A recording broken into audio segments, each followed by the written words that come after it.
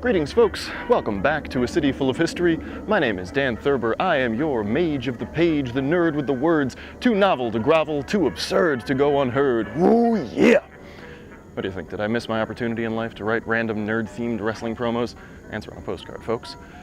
Anyway, today we are up in Inwood Hill Park. I have never been to this place before and I love it. The reason that I'm up in Inwood Hill Park is because a few weeks ago I was studying for the New York City tour guide licensing exam. And as part of the study materials, I came across a question that piqued my interest. The question was simple enough. What is the easiest subway line to get from the Inwood Hill Caves to Far Rockaway? Well, Inwood to Rockaway, that's the A train. Simple, done. Also, what caves? Well, that simple question led me down the weird, wild, and wonderful rabbit hole that was the Inwood Hill Native American Caves and the weekend warrior archaeologists. Today on A City Full of History. We're getting out of the library and onto the street. It really is a city full of history. You just have to go out and find it.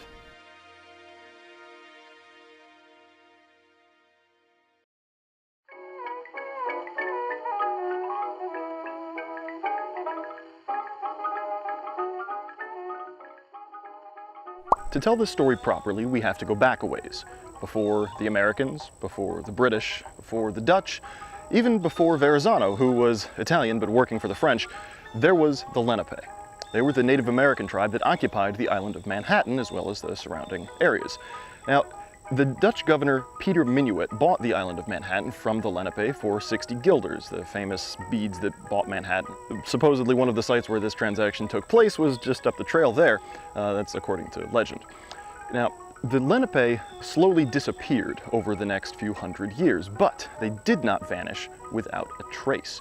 And what makes Inwood Park so unique is that while, yes, it's been developed a little bit, there was a Revolutionary War fort up the hill behind me there was a few mansions a little bit further to the south of that, there are paved trails through the park today, but Inwood was never wiped clean in the way that Central Park was, where they just took a blank slate and built it literally from the ground up. Inwood Park has remained largely, relatively speaking, untouched, and as a result makes it uniquely placed to dig for archaeological finds. Now, when you start to dig through old New York City newspaper archives looking for information about the Inwood Caves, one name in particular pops out right away: Alexander Chesnutt. Now, Chesnutt was quite the character. He was born in Baltimore in 1849. He attended Dickinson College and later received technical training in engineering from the Rensselaer Polytechnic Institute. He was the engineer in charge of the foundation for the Statue of Liberty and the chief engineer on the Old Croton Aqueduct. He held, or co-held, at least 16 patents, mostly related to civil engineering, and he was married to Catherine Wood, the daughter of New York City Mayor Fernando Wood. So he was intelligent, influential, connected, and in 1888, he moved to Inwood.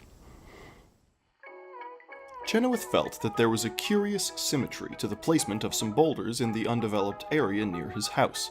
He began digging, and quickly came upon human remains, pottery fragments, tools, and deposits of shells that he attributed to Native Americans who lived in the area prior to and during European colonization. He began corresponding with Professor Frederick Ward Putnam of Harvard and the Peabody Museum of Archaeology and Ethnology, seeking Putnam's advice on how to proceed.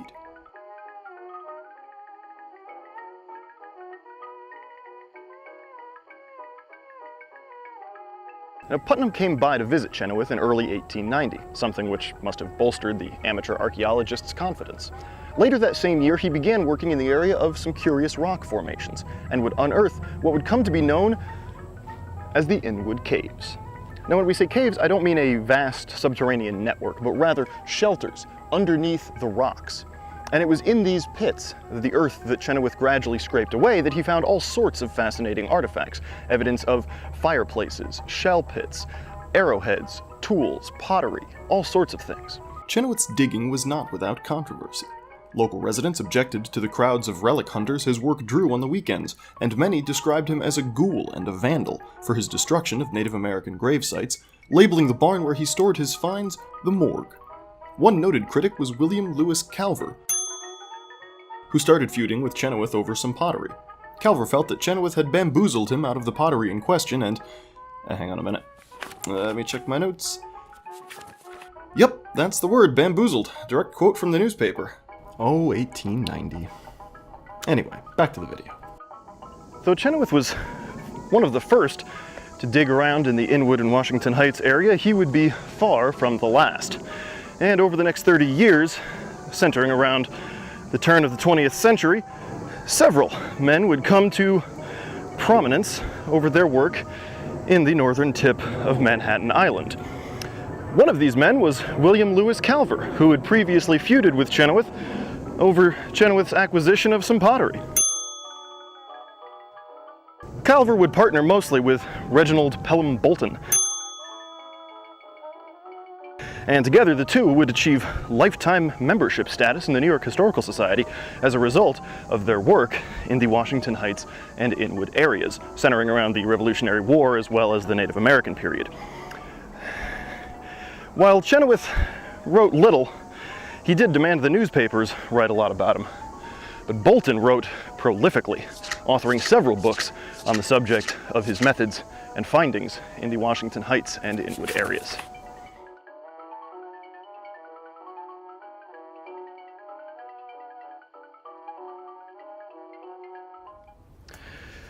So, who was Alexander Chesnutt, and how should history judge the man?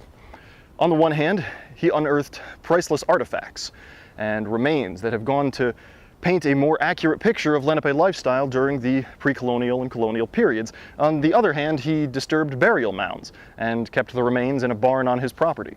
So it's a murky picture at best.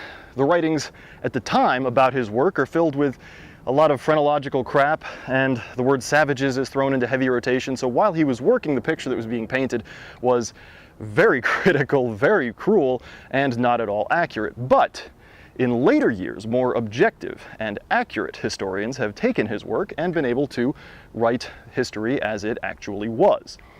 So Chesnutt is a complicated character.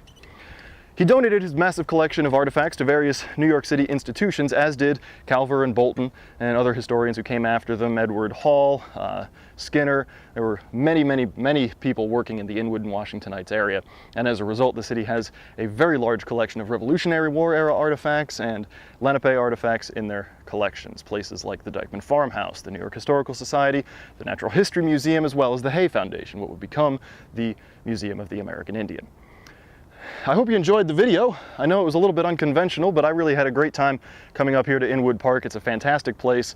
I've never been before, but I'm definitely coming back. The topography of this place, the geography, the history is just fascinating and fantastic, and it really is a wonderful place.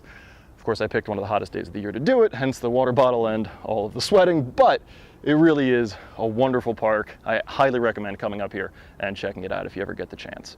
For Bookworm History, I'm Dan Thurber. I hope you enjoy the rest of your day. Please do hit that subscribe button on your way out the door so you stay up to date on all of our latest videos. Head on over to bookwormhistory.com so you can find all of our other content over there, podcasts and articles and the like. Thanks for stopping by. I hope you enjoy the rest of your day. Okay, folks, real quick, Inwood Park tidbits and trivia. I wasn't even planning on doing one for this episode, but I saw this on the sign and had to come by and see it, and this is so cool. These are glacial potholes, which quite frankly is just one of the coolest names for anything I've ever seen. I'm gonna turn the camera around so you can actually see what I'm looking at, because it's more interesting than looking at my derp face. Here we go, check these out. These are glacial potholes. They are holes in the rock, and there's several of them over here. Now these were caused by, yeah, that's zoomed in there, either water dripping from the glacier and carving out these potholes, as they're called, or possibly by sediment. as the glaciers moved, they would carve out these holes. And that is just so cool.